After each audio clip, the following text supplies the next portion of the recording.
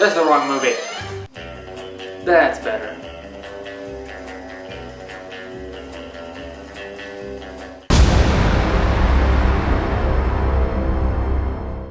Spectre!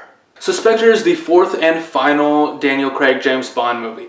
The predecessor being Skyfall, which I believe is probably one of the best James Bond movies ever. So can this movie keep up with the hype? Can Spectre live up to our expectations of what a James Bond movie should and can be?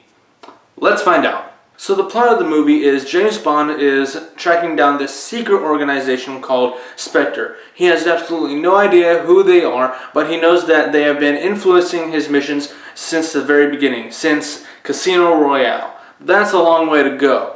And there is a subplot to this. The government does not want the 00 program to keep on running. They think it's obsolete, that it's ancient. They want to combine all the resources of all the government agencies into one giant, basically, neighborhood watch. It would be a nice subplot if it wasn't already used in Mission Impossible Rogue Nation. And there are a lot of similarities between Mission Impossible Rogue Nation and Spectre. Now, going with the characters, Daniel Craig once again kills it as James Bond. He's got that sleekness to him, he's got the charm, and he still gets with the ladies. Now, this character is probably the best Bond girl ever.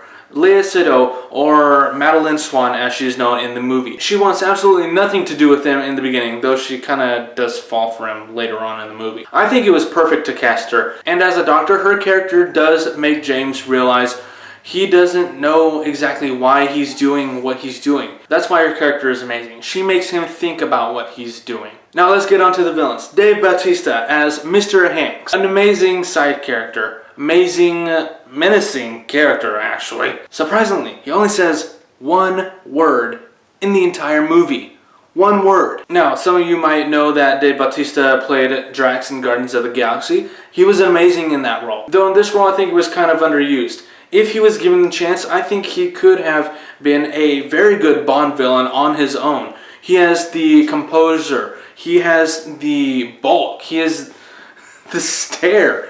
When I was watching him on screen, I was like, wow, this guy can definitely be a good Bond villain given the chance. Until his final shot, he said absolutely nothing. And that was great about Bautista. His character, he doesn't need to speak. He is menacing. He's just powerful on his own. That is what I think makes his character a great opponent. And bringing Andrew Scott, Jim Moriarty from the Sherlock TV show, that was amazing. Bringing him in as C. Wow. Andrew Scott has the role in this movie that suits him the best. He's in charge of the entire security program that he's trying to put forth and decimate the 00 program. Him in that role is amazing. You will have to watch this movie to see his progression from minor annoyance to wow. And now the villain of Spectre. The villain for this final Daniel Craig James Bond movie. Christoph Waltz. Amazing actor. As Oberhauser, I think he was kind of underused. Very much. If you look back on Skyfall, I think Silva was probably the best Bond villain in this 4-movie series. That's just my opinion. Now, Christoph Waltz is an amazing actor, and I think he actually did his very best in trying to portray the ultimate Bond villain, the one who has his fingers in all the pies. Still, that being said, I think he was very underused. So what are my thoughts of the movie as a whole, and as a continuation of the Daniel Craig James Bond series? Me personally, I think it was way overhyped in the production, but it still was a very good Bond movie. It had the potential to be the best Bond movie ever, but it just fell short. That being said, I still highly recommend this movie, even if you guys just go for the cinematography.